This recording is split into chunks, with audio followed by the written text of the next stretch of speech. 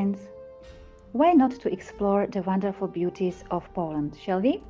So let's start in the southern part of Poland, near the river Dunajec.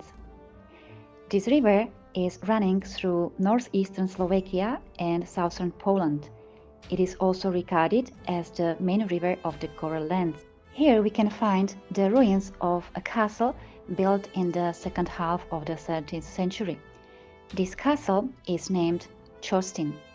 It is located in the Pieniny National Park above the picturesque Lake Chorstin. It was originally a fortress which was built as the Polish counterpart to the Hungarian stronghold opposite at Niedica.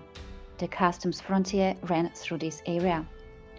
It was the old home of various noblemen and also the customs office on the trade trail from Krakow to Hungary. In 1790 there was a big fire, and the castle has remained in ruins since then.